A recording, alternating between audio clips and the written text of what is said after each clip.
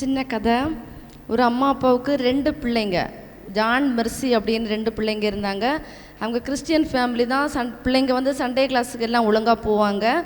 ஆனால் வசனத்தை கேட்டு அதன்படி நடக்கக்கு அவங்க வந்து நடக்க மாட்டாங்க. அதுதான் அவங்கள்ட்ட உள்ள வந்து குறை. அப்போ டெய்லி வந்து அவங்க அம்மா கேட்பாங்க, வசனம் வாசித்தீங்களா, பைபிள் வாசித்தீங்களா? ஆமான்னு சொல்லுவாங்க. நிறைய பொய் சொல்லிகிட்டே இருப்பாங்க.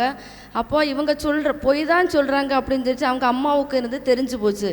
அப்போ திரும்பவும் கேட்பாங்க, வசனம் எல்லாம் வாசித்தீங்களான்னு கேட்டால், ஆமாம் நாங்கள் வாசித்தோம், இன்னும் அதிகாரம் வாசித்தோம் அப்படின்னு சொன்னால் திரும்பவும் பொய் சொல்லிகிட்டே இருப்பாங்க. அப்போ இதை வந்து எப்படியாவது கண்டுபிடிக்கணும் அப்படின்னு சொல்லிட்டு அம்மா வந்து ஒரு ஐடியா பண்ணாங்க. என்ன பண்ணாங்கன்னு சொன்னால், ஒரு 500 ரூபாயை வந்து சேஞ்சு மாற்றி 100 ரூபா நோட்டாட்டு அந்த பைபிளுக்குள்ளேயே வைப்பாங்க. இவங்க வந்து வாசித்தா அந்த ரூபாயை வந்து எடுக்கட்டு அப்படின்னு சொல்லிட்டு அந்த ரூபாயை வந்து என்ன சேஞ்ச் ஆட்டு மாற்றி அதில் வந்து வைப்பாங்க. ஆனால் அந்த பிள்ளைங்க என்ன பண்ணுவாங்கன்னா வாசிக்க மாட்டாங்க. நம்மவும் அநேக நேரத்தில் இப்படி தான், நம்ம பிள்ளைகளும் நம்மவும் வாசிக்காமல் தேவன் தருகிற ஆசீர்வாதத்தை வந்து நிறைய நேரத்தில் இழந்து போகிறோம். அதே போல் தான் அந்த பிள்ளைகளும் வந்து அந்த ஆசீர்வாதத்தை வந்து இழந்து போகிறாங்க. அப்போது மறுநாள் வந்து அம்மா கேட்பாங்க, பைபிள் வாசித்தீங்களா? ஆமாம். அப்போது அம்மா போய் பார்க்கும், இவங்க வந்து வாசித்துட்டு இல்லை, அந்த ரூபா வந்து அதிலே வந்து இருக்கும். அப்படி தொடர்ந்து வந்து இவங்க வந்து 5 100 ரூபா நோட்டை அதில் வைப்பாங்க. அப்போ 5 நாள் பார்ப்பாங்க, அந்த ரூபா வந்து ஏன் எடுத்திருக்காதுன்னு இவங்க வந்து பைபிள் வாசித்திருக்க மாட்டாங்க. அதனால் அந்த ரூபா வந்து அவங்களுக்கு கிடச்சிருக்காது.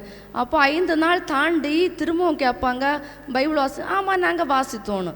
அப்போ தான் பக்கத்தில் வந்து கூப்பிட்டு சொல்லுவாங்க, நீங்கள் என்ன வாசித்தீங்க, பைபிளை எடுங்கன்னு சொல்லிட்டு பார்க்கும்போது இவங்க அந்த பைபிளை திறக்கும்போது அதில் வந்து ரூபாய் எல்லாம் இருக்கும். ஐயோ, பைபிளில் வந்து ரூபாய் இருக்குது. அவங்களுக்கு ஒரே ஆச்சரியம். உடனே அவங்க அம்மா சொல்லுவாங்க, நீங்கள் வந்து ஒழுங்காக பைபிள் வாசித்திருந்தா கண்டிப்பாக அந்த ரூபாய் உங்களுக்கு கிடைச்சிருக்கும். இதுவும் நம்ம வந்து எப்படி நடக்கணும், எதெல்லாம் பேசணும் அப்படின்னு சொல்லி ஏசப்பா நமக்கு வசனத்தின் மூலமாக கற்று தந்திருப்பாங்க. நீங்கள் ஒழுங்காக பைபிள் வாசிக்காதனால இந்த ஆசீர்வாதத்தை இழந்து போனீங்க, தேவன் தருகிற அந்த ஆசீர்வாதத்தை இழந்து போனீங்க அப்படின்னு சொல்லிட்டு அம்மா வந்து அந்த பிள்ளைகளுக்கு அட்வைஸ் பண்ணி அண்ணிலிருந்து அந்த பிள்ளைங்கள் ஒழுங்காக வேதத்தை வாசித்து, அதான் வேத வசனம் சொல்லுகிறது. நீதிமொழிகள் 3:3 நம்ம வந்து வேத வசனத்தை இருதயமாகிய பலகையில் எழுதி கொள்ள வேண்டும். அப்போ தான் அது வந்து நம்ம எங்கே நடக்கணும், எப்படி நடக்கணும், என்ன பேசணும், எதை செய்யணும் அப்படின்னு சொல்லிட்டு அந்த வேத வசனம் தான் நமக்கு கற்றுத்தரும் அப்படின்னு சொல்லிட்டு அந்த அம்மா வந்து அந்த பிள்ளைகளுக்கு அறிவுரை கூறுவாங்களா. அதே போல் தான் நம்முடைய வாழ்க்கையில் நம்ம வந்து எப்போ நேரம் கிடைக்குதோ அப்போல்லாம் வேதத்தை வாசித்து தேவன் தருகிற ஆசீர்வாதத்தையும் நம்ம எப்படி நடக்க வேண்டும், எப்படி செயல்பட வேண்டும், எதையெல்லாம் செய்ய வேண்டும் அப்படின்னு தேவன் நமக்கு வேத வசனத்தின் மூலம் வெளிப்படுத்தி தருவார். அந்த வெளிப்படுத்தின் மூலமாக நம்முடைய வாழ்க்கையில் நம்ம வந்து அதன்படி ஒழுங்காக நடப்போம். தேவன் தாமே இந்த கதையை ஆசீர்வதிப்பார்.